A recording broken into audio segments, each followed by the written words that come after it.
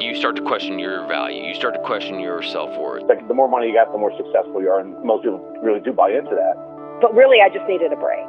What I love is helping people. I'm Julie Bauke, and welcome to The Evolved Career, a podcast where we help you determine what truly does matter most to you and how it can have a profound impact on your life. My guest today is Myron Hughes. Myron has had a interesting, twist-filled career. Some things that he made decisions on and others he didn't. But that's what an evolved career is. We evolve as humans, therefore our careers need to evolve with us. Welcome, Myron. Well, thank you for having me. I am thrilled you're here. What do you do today? What is your work today? Today, I run a company called Blue Rose Supply. We're a janitorial and food service distributor based here in the greater Cincinnati region. Basically, we cover the greater Cincinnati area, and we extend about 50-mile radius outside of the greater Cincinnati area. So that's what we do today. How long have you been doing that? 3 years. 3 years. Yes. Okay.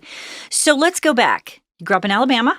Yes. Small little place called Leeton, Alabama. Population 600. 600. 600 then or 600 now? Do you know? About both times. Okay. And you're a tall guy. Basketball was your focus back then. Yes, basketball is what brought me to Cincinnati. People said I was one of the best in the country, so being recruited, I ended up picking the University of Cincinnati to come to start my career. Why did you pick UC? After thinking about it and coming here to visit the community, I saw the opportunities to grow and to have a professional life after basketball. It was always important to me to make sure that I could do something else besides play basketball in terms of career. And Cincinnati offered that a little bit more than what other colleges could provide. That was a good choice? Yes, it was an excellent choice. Great. Well, that must have been quite a change coming from a small town to, even many, many years ago. Cincinnati obviously wasn't as big or developed as it is now, but that still must have been quite a change. Well, it was quite a challenge. As I said, I had about 600 people in my hometown and having classes at the University of Cincinnati with 600 plus people in it. So it was very shocking, and also being forced to walk across the campus to go to class. When you're in high school, you just walk 2 minutes away. You're in the next room for your courses. And so coming here and seeing all the people was quite a dramatic change. Yeah, I bet. Now, you being a business owner now, and a lot of things have happened since those days and today as the owner of Blue Rose Supply. We're going to talk about that. But, when you're in a small town in Alabama, and did you ever imagine that few decades later, that you would be a business owner? Not really imagine it, but that was something I had my focus on because some of my teachers in high school told me you won't play basketball forever. So therefore, you need to study. You need to make sure you get your education. And so one of the things I really focused on was getting my education. I wanted to be an academic All-American. That was one of my focuses. While I didn't achieve that, but was able to accomplish a lot of things. I remember when we took our basketball pictures back as my sophomore year, I had a briefcase with me, so I actually had started thinking about life after basketball then. Plus, once I had my first knee operation, and the second knee operation, and the third knee operation, I knew at that point playing in the NBA wasn't going to be the route for me. So you said back in high school, teachers said to you, you can't play basketball forever. Now, most teenage boys believe that they will play fill in the blank sport forever. When they said that, did you believe them? Or did you say, well, I'll show you? I mean, it sounds like you were a little more forward-thinking. Yes, well, my uncle basically raised me. Unfortunately, my mother passed when I was very young. So my uncle raised me, and my uncle was part of the Alabama Education Association. And to me, whatever he said, I believed, and so therefore I had a focus. He always taught me that when I went to college, I had three priorities.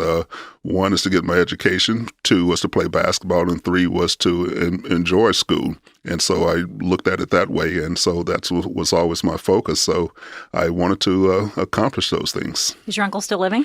Yes, but unfortunately he has Parkinson's disease. disease. Okay. So we're going through that and dealing with that. But I've always respected him because he was a well-respected person and always would focus on what he said. Well, great. It sounds like you did all three of those things. Yes, I had a good great. time. First job out of college. First job out of college, I worked for a manufacturing operation in Evendale.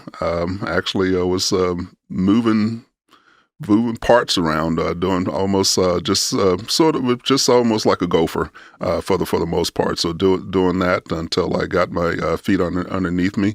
But once I finished that, I wanted to play basketball again. So I went back to working out, and I went over to Europe and played professionally in Germany for a year. Okay. Then came back to Cincinnati and actually worked at a law firm. I thought about going to law school, but doing depositions and reading all the time, I didn't really like that. So ended up at the Chamber of Commerce here in Cincinnati. So worked here for 7 years. Okay, great. I would imagine that was quite a period of growth and learning.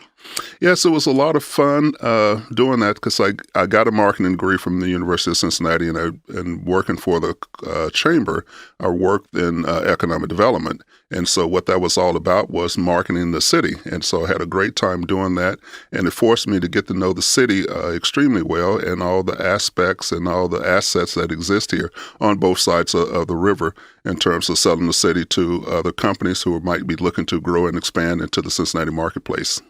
And that's also a great way to expand your network. Yes. Meet lots of peeps. Met a ton of people and still meeting a ton of people right now. Yeah, well, when you've got that sports background, when people know that you played for one of the beloved local teams, no matter what city you're in, it's such a great way to start a conversation, and people immediately, I think, trust you and want to learn more. Yes, people still asked me today, are you Myron Hughes that played basketball at UC? And even though that's been decades ago, so that actually opens up opportunities to have conversations with people. Sometimes I joke with people and tell them, no, I didn't play, that I was a swimmer. And so that helps to break the ice a little bit and get people to talk. And unfortunately, I've gained way too much weight, so I have to attribute that to Skyline and Graders for. And so I'm an expertise in those two areas. Yes, fantastic. Yes, you're a big guy to be a swimmer. I'm going to guess you wouldn't be too light moving across the waves. I wouldn't win too many races. No. So you ended up back at UC, back from where you started. How did that happen?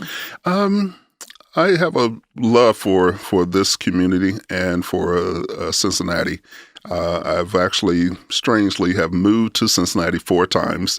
Moved to Cincinnati 4 times. Okay. First time out of high school. First time out of high school, went to Europe and came back. That's true, too. Worked over in St. Louis, came back, then moved to Memphis, Tampa, and been back for about 11 years now, maybe 12 years now. And that was all chamber work, wasn't it? Yes, doing economic development. And I still, to this day, when I'm comparing other cities to Cincinnati or other regions to Cincinnati, you can't find a better place than Cincinnati, at least in my opinion. It has tremendous assets that are here, and the people are extremely welcoming, loving, and warm and giving. And so it just makes for an easy place to adjust to. And there's enough things here to do. I'm a big arts fan, and so getting involved in the arts community is very important to me. So it's a very easy place to get involved in. And so when I was living down in Tampa and basically being recruited to come back to work for the university doing alumni association work, just thought that was sort of like an extension of a chamber of commerce. And so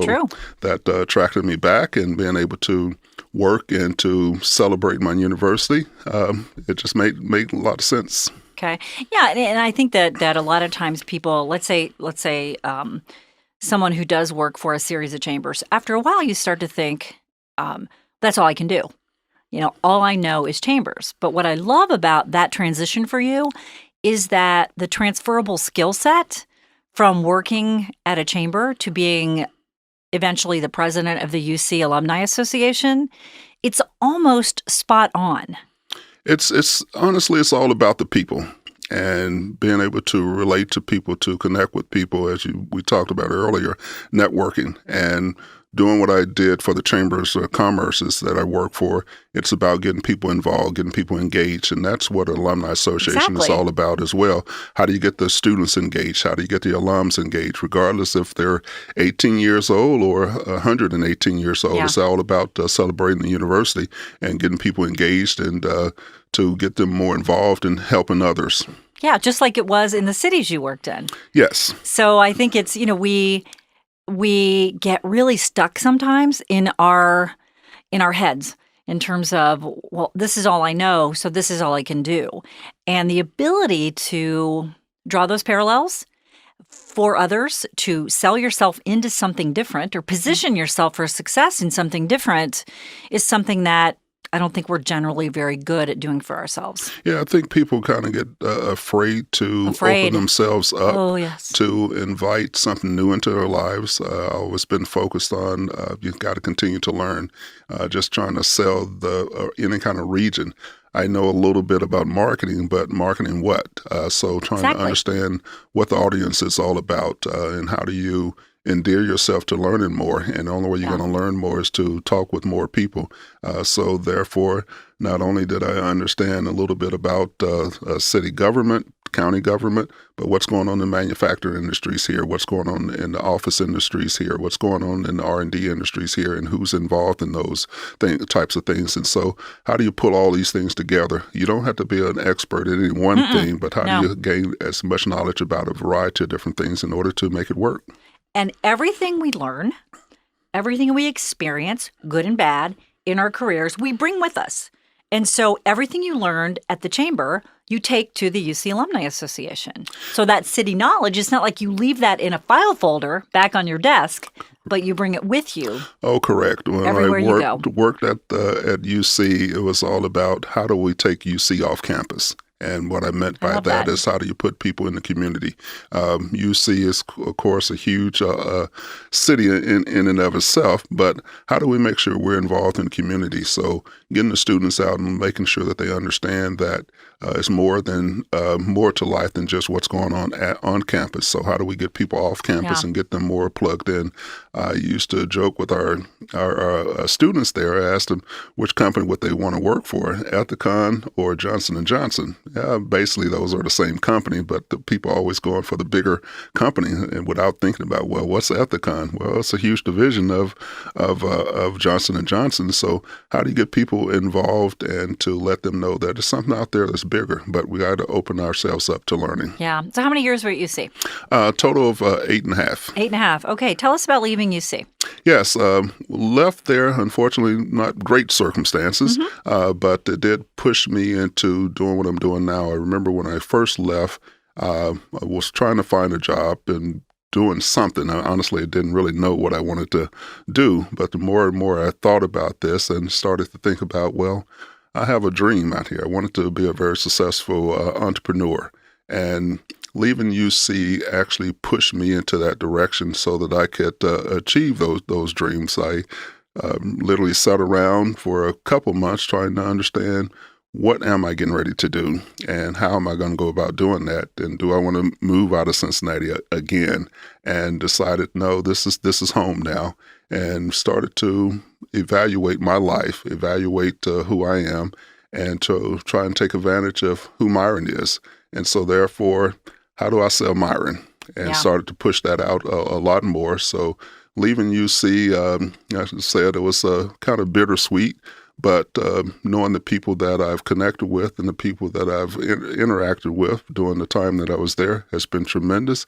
And how do I take advantage of that, not only here locally, but on a national and global basis?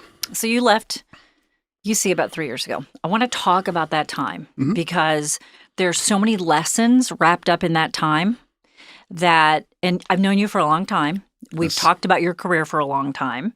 And so I had the advantage of seeing it from an outside perspective through this process. And so when you decided to leave, when it was decided for you that you would leave UC, what was, if you could take yourself, I know we don't really like to revisit those times, but if you could take yourself back to that time, what were you feeling? Disappointed, hurt, dejected, a lot of emotions. Yeah. Went through that I went through during that time, and honestly, I was deciding: do I like UC? Do I hate UC? Do I want to have anything to do with UC?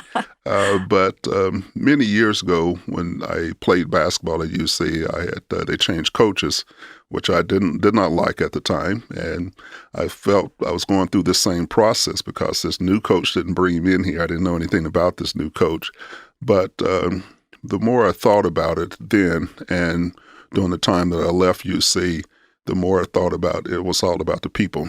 It was all about the relationships that I've developed with others. And that's what continues to sell me on the university. That's what continues to sell me on Cincinnati, on the Cincinnati region, and in life. It's all about the people that you've connected with.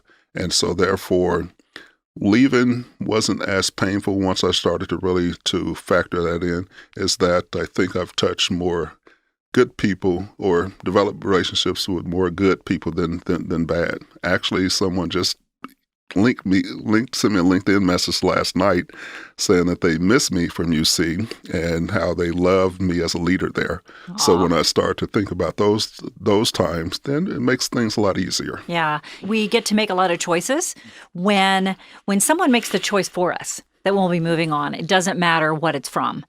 In life, that's where we do have choices. We do have options. We do have some control. But your first reaction was completely understandable. How could they do this to me? You're angry. You're hurt.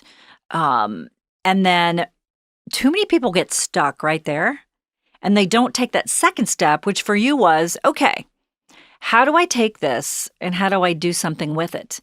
And in my experience, boy, it's actually as high as 90-some%, I believe, of people that I've interacted with over the years, especially people who didn't have a choice to move on, will look back and say, I owe them a thank you.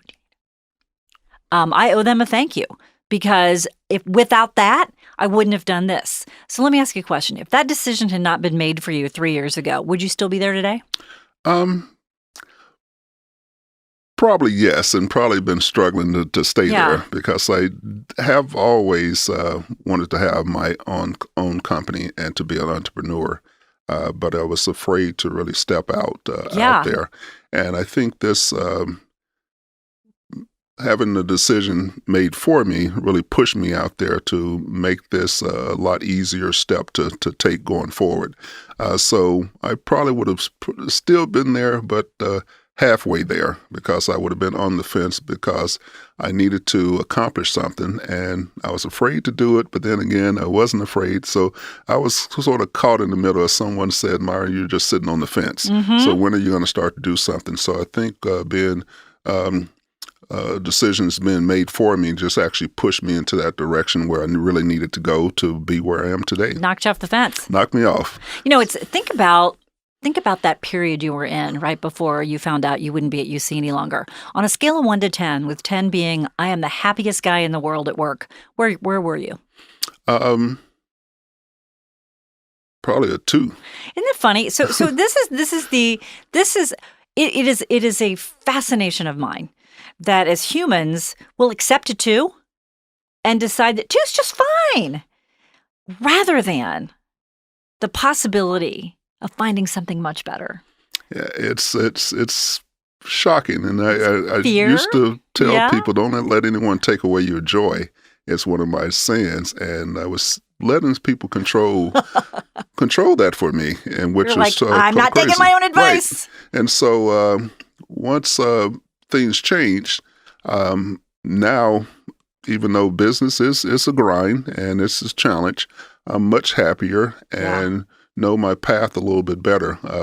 It's not easy, and not that I even expected it to be, but I'm having a great time, and I look back and like, oh my goodness, I'm glad I'm here where I am today. Yeah, absolutely. And most people who have interesting careers of meaning, and what I mean by meaning is that meaningful to them. So you can have a meaningful career that other people look at and say, well, that wouldn't be meaningful to me. That doesn't matter. It's really all about what's meaningful to you. And it's those bumps along the way. Sometimes the people I've talked to who've been at one place for 30, 40 years and have been unhappy the whole time, those are the most miserable people I've ever met. Yeah, you have to challenge yourself. One of my other sayings that I'm not sure where I picked it up from, it's only those who risk going too far will ever know how far they can go. And so how do you challenge yourself? How do you step out there? How do you step out there on faith and believe not only in yourself, but believe that others will be there to help you? I think sometimes we get into situations where, oh my goodness, I don't want to do this 'cause I'm going to be all by myself. And you have to really dig down in yourself to know that you have support from others as well. Absolutely. And just think about back then, here you are in your head saying, all your fear talk is going on. And to build a business, especially the type of business you have, it's really going to be about those relationships. So with your work with the Chamber and your work with the Alumni Association, you were sitting on an incredibly robust network. But you could see it, but you just weren't connecting the dots. I know that because I was there, Myron, so don't disagree with me. No, the people through those two organizations that I've met have been tremendous. But also, too, you have to be endearing yourself. And how do you nurture those relationships? I look at it just because I know a lot of people don't really mean anything. Someone taught me many years ago, it's not who you know, but who knows you in a positive way. Yeah. And so therefore, how do I make sure I'm showcasing my best self and my authentic self when I'm interacting with various people? And so this is who you get when you interact with me. And hopefully I leave you with a very positive thoughts. Yeah. So, I was going to bring this up because it's still my favorite Myron Hughes story. But Charles Barkley, Sir Charles, described you in one of his books as, and I'm sure I'm going to say this wrong, as one of the toughest guy he ever played against. Something like that? Yes, something like that. Well, Charles and I played against each other in high school. Our senior years, played in the semifinals for the state championship in Alabama. And, of course, we came out on top. But, of course. It was a great battle. And after we played against each other, we played with each other on a all-star team in Alabama. And not that he and I stay in touch with each other, but we do text each other probably twice a year just to say hello. And it's been amazing that we have not seen each other face to face since 1981 when we graduated. So hopefully one day we will be able to play or to be able to see each other again. But coming out of high school, I was known as the enforcer on my team, and we weren't backing down from anyone. Yeah. And it's just, I'm so amused by that because I've known you for a long time and you're just such a sweet, soft-spoken person. So I would imagine you've got like a whole different Myron persona on the court, at least back when you were in high school. Very much. Anytime you turn the clock on playing basketball, I took no prisoners, and my teammates knew that. And anytime there was trouble, more than likely I was in the middle of it. Yeah, so that's a good reminder for me never to challenge you to again because I'd be squealing like a pig, I'm sure, immediately. So yeah, that's my favorite story. So you had to know that was going to come up. What is, when you think back on your career, the low point? Oh, honestly, it's been so many. So many low points? Yes, because it's been challenging. It's always been a grind. I just think about coming out of high school and playing basketball. My first game ever in basketball here at the University of Cincinnati, I broke my finger. Ow. And had to sit out 9 or 10 games. At the end of the season, I hurt my knee, ended up having 3 knee operations. Ow, again. Hurt my shoulder, then losing jobs, and feel like you're not being trusted when you're working for various people. And I had to say was kind of low as well. And I know we're talking about my career, but just thinking back at the age of 11, I'd lost my mother. So it's been a lot of challenging situations. And so someone asked me about failure, and I've never really used that word. I've had challenging situations, but I'd never see myself as failing at anything. Those situations have been challenging times and lessons learned, but how do you just continue to go? But it's just been a lot of times that I would have to say I felt really low in dealing with certain things in my life. I remember coming back from Germany when I played basketball over there. I was back in my hometown of Alabama, and I didn't have a job, and all my friends were working. Not that I didn't have any money, but it was just I felt very alone and didn't know what to do with myself. A lot of friends were here in Cincinnati. I'm in Alabama. That was just the last place I wanted to be because most of the people who had gone to college and were good athletes were on drugs.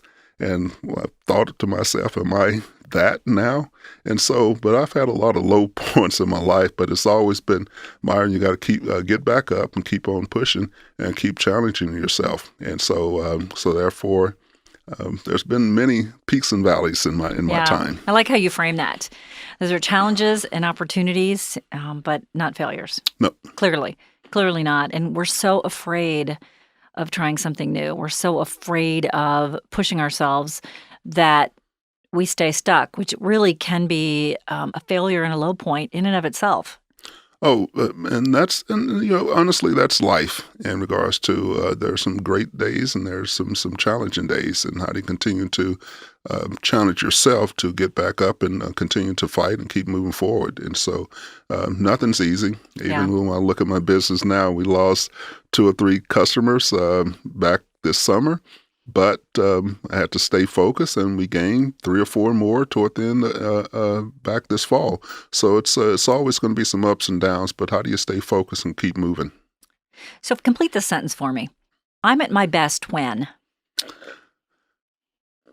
I'm at my best when I'm with family and friends, and they challenge me, they make me think, and make me be at my best. So they know me better than anyone else, and so they know when I'm upset and know when I need to be kicked. Great. So on that day, sometime in the future, and we hope it's a very long time into the future, when you're at the end of your life, what do you want your most profound impact to have been on your world? Oh. I had to put some thought into that, but it's... You thought this was going to be easy, did you?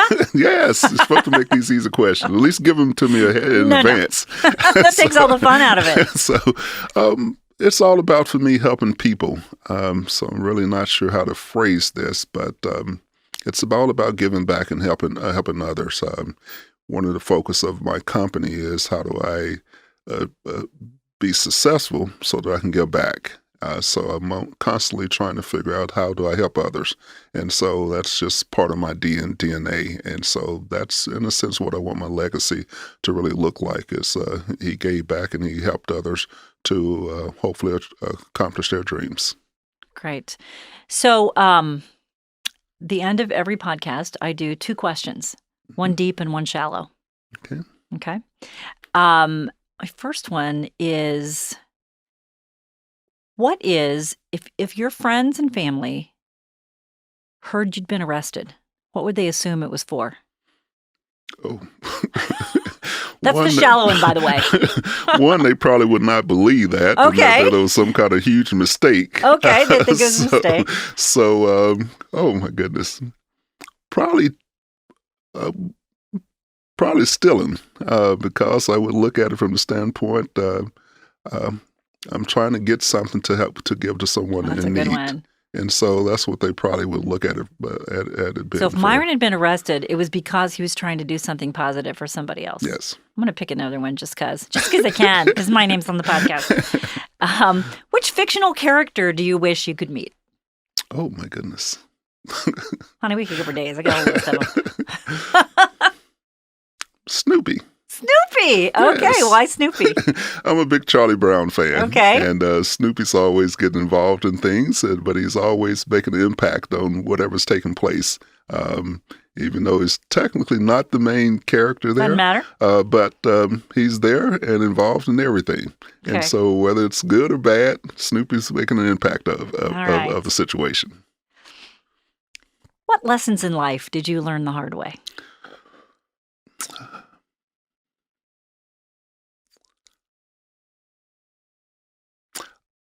probably trusting people too much. I put some trust in some people who had burned me, where I would give my all to something and came back and got stabbed in the back. And that situation, that I've been in a couple of those situations, even though I've been taught to trust people first and then go from there. But some situations that I've gotten involved in that people have lied to me, and that was been very difficult to deal with. Has that changed how you build relationships now? No, Okay. because I have to continue to be me, and so this is who I am. More aware of people nowadays, but no, that hasn't stopped me from being who I am, and still be Myron. And this is who I am, and I'm not going to sacrifice that for anyone. As I said before, one of my sayings is, don't let anyone steal your joy. Yes. And if I have to go around life being overly protective, then that's not who I am. And therefore, I want to be happy. And if I have to disguise that, then that's not for me. Yes. Thank you. Well, we really appreciate you coming in today and telling your story. And I think a lot of listeners will take something away. The thing I'm still reflecting on is you were sitting at a 2 and that somehow you'd convinced yourself that was okay. We all do it. I mean, we all do it. You know, I always think about a quote my dad said after he got his pacemaker. He said, I didn't realize how bad I felt until I felt good. Yes. I think we get immersed. And after you got out of your 2 situation and you didn't have to deal with the things that were making it a 2 anymore, you really were, it gave you the space, the mental energy, and the time, and just the focus to elevate yourself to where you are now, which is clearly well north of a 2. Yeah. Well, you really start to really live. And as I said before, my joy was being taken, and now I'm living my life. And it's a lot of fun because I can control more things and do more things. You know, instead of someone telling me, no, you can't do this, even though it might be a great idea. But now I can go forward and connect with whomever I want to, and to talk to whomever I want to, and continue to build those relationships. And it's just been outstanding in a sense, to somewhat, I'm not going to say completely free, but somewhat to be free and not feel that you're in prison. Yes, fantastic. Well, you said your nickname in high school was the Enforcer, but to me, you will always be the kick-ass teddy bear. Well, I have a lot more nicknames than just that. So, we'll just stick with those 2. Okay. Okay. Thank you so much, Myron. Thank you for having me. If you enjoyed meeting the Evolved Careerist on today's episode, well, we've got a lot more lined up for you. Subscribe, tell your friends, rate us and write a review. And of course, follow us on social media. But if you're interested in learning more about how you can evolve your career, you can contact us through theevolvedcareer.com or thebaukegroup.com, and that's Bauke. Do you know somebody who'd be a great guest, who has a great career story to tell? Or do you think you qualify? Then email me. My email address is in the podcast description. Until next time, here's to your career happiness.